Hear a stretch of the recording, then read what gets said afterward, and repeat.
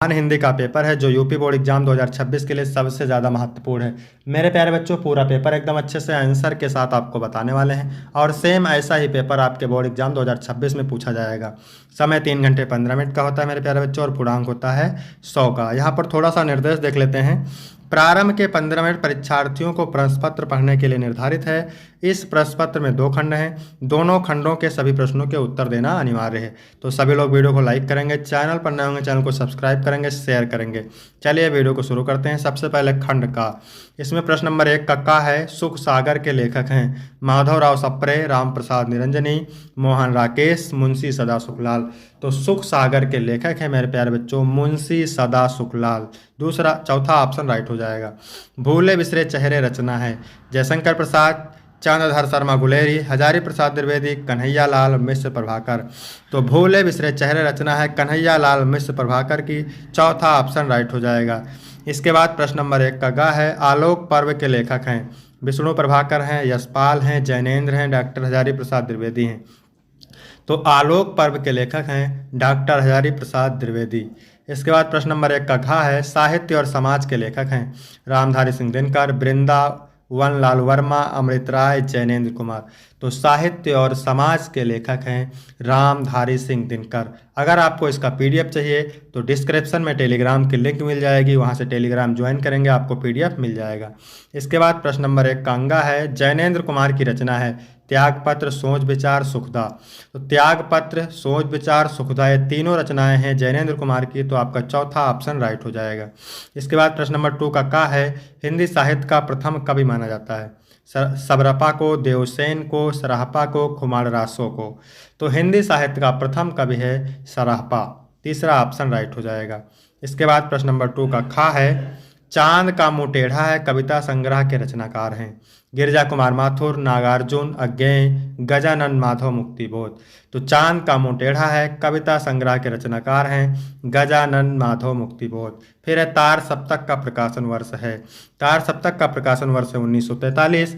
अगर दूसरा तार सप्तक पूछ ले तो 1951 बताना है, तीसरा पूछ ले तो 1959 बताना है, चौथा पूछ ले तो 1979 बताना है। तार सप्तक के संपादक हैं सच्चिदानंद, हीरानंद, वासेन, अज्ञेय। इसके बाद अगला प्रश्न है मैथिली शरण गुप्त की रचना है सिद्धराज, पंचवटी, भारत भारती ये सभी। तो मेरे प्यारे बच्चों मैथिली शरण गुप्त की रचना है सिद्धराज भी है, भारत भारती भी है, पंचवटी भी है। तो चौथा ऑप्शन करेक्ट हो जाएगा। इसके बाद अंगा नंबर है जयशंकर प्रसाद की रचना नहीं है कामायनी, कारण कुसुम, वैदेही वनवास, लहर। यानी कौन सी रचना जयशंकर प्रसाद की नहीं है? तो कामायनी है, महाकाव्य है जयशंकर प्रसाद का, कारण कुसुम भी है, लहर भी है। वैदेही वनवास नहीं है, वैदेही वनवास अयोध्या सिंह उपाध्याय हरिवोत की रचना है।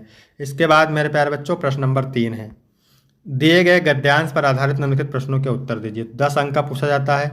गद्यांश के नीचे 5 प्रश्न होते हैं मेरे प्यारे बच्चों, 2-2 अंक के। भूमि का निर्माण देवों ने किया है, वह अनंत काल से है, उसके भौतिक रूप, सौंदर्य और समृद्धि के प्रति सचेत होना हमारा आवश्यक कर्तव्य है। भूमि के पार्थिव स्वरूप के प्रति हम जितने अधिक जागरूक होंगे उतनी ही हमारी राष्ट्रीयता बलवती हो सकेगी। यह पृथ्वी सच्चे अर्थों में समस्त राष्ट्रीय विचारधाराओं की जननी है। जो राष्ट्रीयता पृथ्वी के साथ नहीं जुड़ी वह निर्मूल होती है। राष्ट्रीयता की जड़ें पृथ्वी में जितनी गहरी होंगी उतनी ही राष्ट्रीय भावों का अंकुर पल्लवित होगा। इसलिए पृथ्वी के भौतिक स्वरूप की अधोपांत जानकारी प्राप्त करना, उसकी सुंदरता, उपयोगिता और महिमा को पहचानना आवश्यक धर्म है। ठीक है मेरे प्यारे बच्चों, तो यहाँ पर भूमि शब्द दिख जाए, जन शब्द दिख जाए, पृथ्वी शब्द दिख जाए, माता शब्द दिख जाए तो आप समझ जाइए राष्ट्र का स्वरूप चैप्टर से लिया गया है। तो पाठ का शीर्षक और लेखक का नाम, तो पाठ का शीर्षक है राष्ट्र का स्वरूप और लेखक हैं वासुदेव शरण अग्रवाल। फिर दूसरा है राष्ट्र भूमि के प्रति हमारा आवश्यक कर्तव्य क्या है। तो राष्ट्र भूमि के प्रति हमारा आवश्यक कर्तव्य उसके भौतिक रूप, सौंदर्य और समृद्धि के प्रति सचेत होना है। उत्तर आपको अच्छे से मिल जाएगा क्योंकि आपको पैराग्राफ अच्छे से पढ़ना है। किस प्रकार की राष्ट्रीयता को लेखक ने निर्मूल कहा है? तो लेखक ने कहा है कि जो राष्ट्रीयता पृथ्वी के साथ नहीं जुड़ी वह निर्मूल होती है। यह पृथ्वी सच्चे अर्थों में क्या है? यह पृथ्वी सच्चे अर्थों में समस्त राष्ट्रीय विचारधाराओं की जननी है। फिर है रेखांकित अंश की व्याख्या कीजिए। तो जिसकी रेखा खींची हुई उसकी करना है आपको व्याख्या, यहाँ से लेकर के और यहाँ तक के इसको करना है व्याख्या। तो चलिए देखते हैं व्याख्या। राष्ट्रीयता की जड़ें पृथ्वी में जितनी अधिक गहरी होंगी उतनी ही राष्ट्रीय भाव का अंकुर पुष्पित और पल्लवित होगा। अर्थात राष्ट्रीयता का आधार जितना अधिक सशक्त होगा, राष्ट्रीय भावनाएं भी उतनी ही अधिक विकसित होंगी। अतः प्रारंभ से अंत तक पृथ्वी के भौतिक स्वरूप की जानकारी रखना तथा उसके रूप, सौंदर्य, उपयोगिता एवं महिमा को पहचानना प्रत्येक मनुष्य का न केवल कर्तव्य है बल्कि उसका धर्म है। फिर अथवा करके दिया हुआ है, तो आपको एक करना है इसमें से। भाषा स्वयं संस्कृत का एक अटूट अंग है। संस्कृत परंपरा से निःसृत होने पर भी परिवर्तनशील और गतिशील है। उसकी गति विज्ञान की प्रगति के साथ जोड़ी जाती है। वैज्ञानिक आविष्कारों के प्रभाव के कारण उद्भूत नई सांस्कृतिक हलचलों को शाब्दिक रूप देने के लिए भाषा के परंपरागत प्रयोग पर्याप्त नहीं है। इसके लिए नई प्रयोगों की, नई भाव योजनाओं को व्यक्त करने के लिए नए शब्दों की खोज की महती आवश्यक है।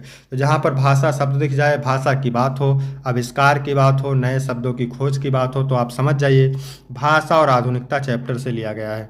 तो पहला क्वेश्चन है उपयुक्त गद्यांश का संदर्भ। तो प्रस्तुत गद्यांश प्रोफेसर जी सुंदर रेड्डी द्वारा लिखित भाषा और आधुनिकता नामक निबंध से अवतरित है।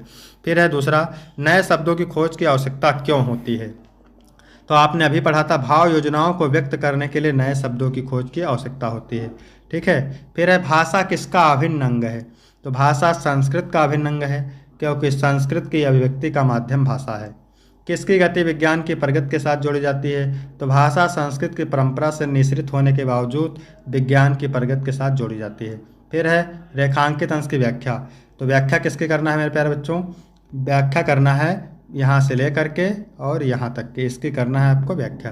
तो चलिए देखते हैं व्याख्या। लेखक का कहना है कि भाषा संस्कृत का अभिन्न अंग है, क्योंकि संस्कृति की अभिव्यक्ति का माध्यम भाषा ही है। संस्कृत की रचना और विकास परंपराओं द्वारा होता है। परंपराएं क्योंकि परिवर्तनशील होती हैं, इसलिए संस्कृत भी एक जैसी नहीं रहती, वह भी परंपराओं की तरह बदलती रहती है। इसी रूप में हम कह सकते हैं कि संस्कृत गतिशील होती है।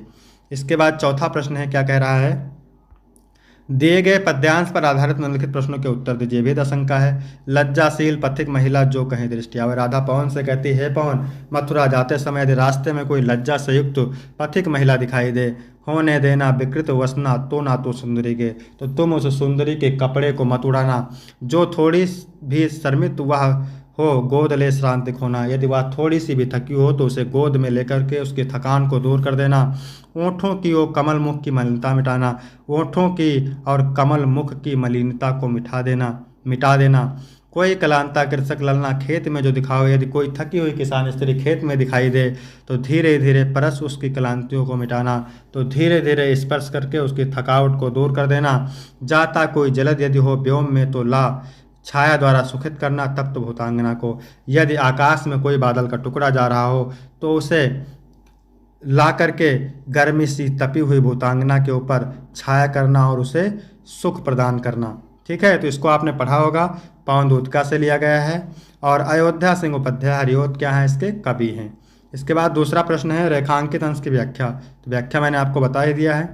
इसके बाद तीसरा है राधा पवन दूतका से राह में पथिकों के साथ कैसा व्यवहार करने को कहती है। तो राधा पवन दूतका से राह में पथिकों के साथ परोपकार का व्यवहार करने को कहती है। राधा ने पवन दूतका को पथिक कृषक स्त्री के ऊपर किसके द्वारा छाया करने को कहा। तो राधा ने पवन दूतका को थकित यानी पथिक कृषक स्त्री के ऊपर मेघ द्वारा छाया करने को कहा। इसके बाद है कृषक ललना शब्द में कौन सा अलंकार है। तो इसमें मानवीकरण है, उपमा है। फिर अथवा वाला भी देखते हैं। कहते आते थे अभी यही नरदेही, यानी के कहते कि संसार के लोग अभी तक यही कहते आते थे कि माता ना कुमाता पुत्र कुपुत्र भले ही। माता कुमाता नहीं हो सकती लेकिन पुत्र कुपुत्र भले हो जाए।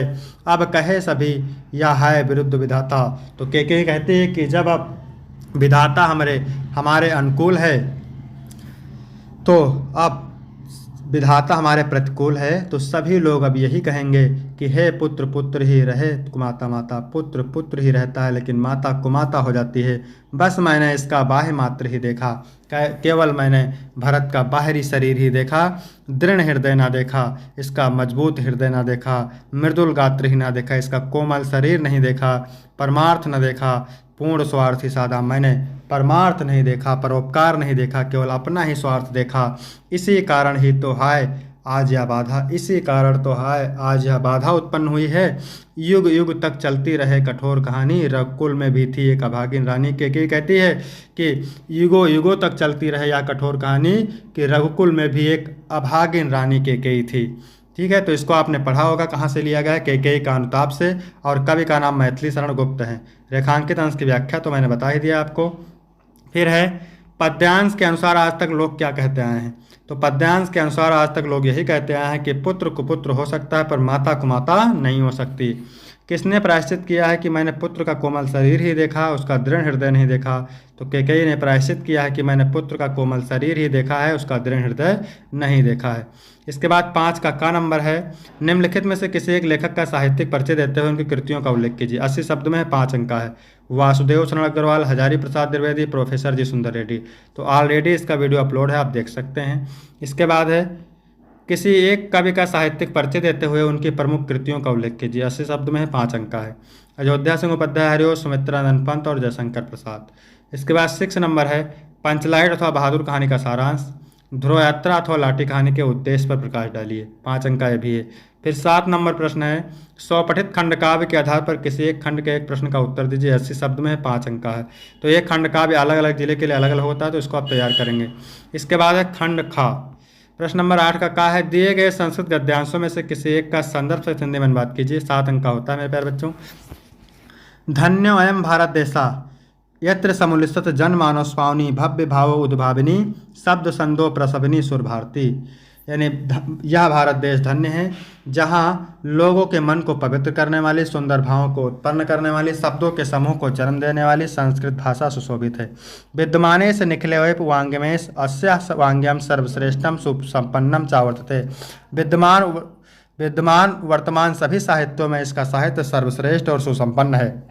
यमेव भाषा संस्कृत नाम्नापि लोके प्रथितास्ति। यही भाषा संस्कृत के नाम से संसार में प्रसिद्ध है। अस्माकं रामायण महाभारत ऐतिहासिक ग्रंथा चत्वारो वेदा सर्वा उपनिषद 8-10 पुराणानि अन्यान च महाकाव्य नाटकादि अस्या एव भाषाया लिखतानि सन्ति। यानी हमारे रामायण महाभारत ऐतिहासिक ग्रंथ, चारों वेद, सभी उपनिषद, 18 पुराण और अन्य महाकाव्य नाटक आदि इसी भाषा में लिखे गए हैं। संदर्भ कैसे लिखना है, प्रस्तुत गद्यांश हमारी पाठ्यपुस्तक संस्कृत दिग्दर्शिका के संस्कृत भाषा महत्तम नामक पाठ से अवतरित है। यहाँ पर आप देख सकते हैं अनुवाद। फिर अथवा करके दिया हुआ है, महामनस्विना मदन मोहन मालवीय जन्म प्रयागे प्रतिष्ठित परिवारों अभवत। महामना मदन मोहन मालवीय का जन्म प्रयाग के प्रतिष्ठित परिवार में हुआ था। अस्य पिता पंडित ब्रजनाथ मालवीय संस्कृत से सम्माननीय विद्वान आसीत। इनके पिता पंडित ब्रजनाथ मालवीय संस्कृत के सम्माननीय विद्वान थे। अयम प्रयाग एवं संस्कृत पाठशाला राजकीय विद्यालय म्योर सेंट्रल महाविद्यालय चा शिक्षा प्राप्य अत्रैव राजकीय विद्यालय अध्यापनम आरब्धवान। इन्होंने प्रयाग के संस्कृत पाठशाला राजकीय विद्यालय और म्योर सेंट्रल महाविद्यालय में शिक्षा प्राप्त करके यहीं पढ़ाना शुरू कर दिया। युवक मालवीय शौकीन प्रभावपूर्ण भाषणेन जनानाम मनांस आमोहित। युवक मालवीय अपने प्रभावपूर्ण भाषण से लोगों के मन को मोह लेते थे। संदर्भ देख सकते हैं आपको कैसे लिखना है। इसके बाद है खा नंबर, दिए गए श्लोकों में से किसी एक का संदर्भ से हिंदी में बात कीजिए। सुखार्थीन कुतो विद्या, यानी सुख चाहने वालों को विद्या कहाँ, कुतो विद्यार्थिना सुखम, और विद्या चाहने वालों को सुख कहाँ। सुखार्थी व तजेत विद्या, सुख चाहने वालों को विद्या छोड़ देनी चाहिए। विद्यार्थी व तजेत सुखम, और विद्या चाहने वालों को सुख छोड़ देना चाहिए। संदर्भ आप देख सकते हैं कैसे लिखना है। फिर अथवा करके दिया हुआ, इसको भी देखते हैं। जल बिंदु निपातेन करमसा पूरेते घटे, यानी जल की एक एक बूंद गिरने से करमसा घड़ा भर जाता है। सा हेतु सर्व विधानाम धर्मस्य चा धनश्चा, सभी विधानों में धर्म और धन का यही कारण है। इसके बाद है 9 नंबर प्रश्न, निम्नलिखित मुहावरों और लोकोक्तियों में से किसी एक का अर्थ लिखकर वाक्य में प्रयोग कीजिए। 2 अंक का है। 9 2 11 होना, भाग जाना, पानी पानी होना, लज्जित होना, आँखों का तारा होना, दर्शन दुर्लभ होना, सावन हरे न भादो सूखे, हमेशा एक समान रहना। फिर 10 नंबर प्रश्न है, अपठित गद्यांश पर आधारित प्रश्नों के उत्तर दीजिए। 5 अंक का है मेरे प्यारे बच्चों। ये पैराग्राफ आपका आएगा अनसीन पैसेज यानी अपठित गद्यांश से, और 3 प्रश्न दिए रहेंगे, 5 अंक का रहेगा। कठिन कार्य कैसे सरल हो जाता है, सफलता कैसे साथ छोड़ देती है, निरंतर अभ्यास करना किसकी कुंजी है। तो ये बहुत ही आसानी से उत्तर आपको पैराग्राफ में मिल जाएंगे, कोई दिक्कत नहीं है। इसके बाद है निम्नलिखित शब्द युग्मों का सही अर्थ चयन करके लिखिए। आविराम अभिराम, आविराम बिना रोक के या लगातार, अभिराम का मतलब सुंदर। बात और वात, बात का मतलब होता है वार्ता और वात का मतलब हवा। फिर है निम्नलिखित शब्दों में से किसी एक शब्द के 2 अर्थ, वर का 2 अर्थ बताना है, द्विज का 2 अर्थ बताना है और राग का 2 अर्थ बताना है आपका। तो वर मतलब क्या होता है, श्रेष्ठ उत्तम कह सकते हैं। द्विज का मतलब ब्राह्मण पक्षी, और राग का मतलब अनुराग प्रेम। इसके बाद है निम्नलिखित वाक्यांशों के लिए एक शब्द का चयन करके लिखिए 2 अंक। जो ईश्वर में विश्वास करता हो क्या कहते हैं? आस्तिक। जानने की इच्छा रखने वाले को जिज्ञासु कहते हैं। इसके बाद है निम्नलिखित में से किन्हीं 2 वाक्यों को शुद्ध करके लिखना है, 2 अंक का है। उसने 3 पुस्तकें खरीदी रहेगा। कृपया मेरे सामानों पर ध्यान रखना, मैं भोजन कर लिया हूँ, यानी मैं भोजन कर चुका हूँ। एक पुरुष और एक स्त्री जा रही हैं, एक पुरुष और एक स्त्री जा रहे हैं। ठीक है। इसके बाद है का, खा और गा, रस अलंकार छंद से, तो इसका वीडियो आपको जल्द ही मिल जाएगा। ठीक है। फिर 13 नंबर प्रश्न है अपने प्रधानाचार्य को छात्रवृत्ति के लिए आवेदन पत्र अथवा अपने मोहल्ले की नालियों की सफाई और नगर निगम के स्वास्थ्य अधिकारी को पत्र लिखे। इसका वीडियो ऑलरेडी डाल चुके हैं, आप देख सकते हैं। फिर 14 नंबर प्रश्न है निम्नलिखित विषयों में से किसी एक विषय पर निबंध। तो ये निबंध है मेरे प्यारे बच्चों। तो वीडियो कैसा लगा? वीडियो अच्छा लगा तो वीडियो को लाइक करेंगे, चैनल को सब्सक्राइब करेंगे। फिर मिलते हैं आपको अगली वीडियो में, तब तक के लिए जय हिंद, जय भारत।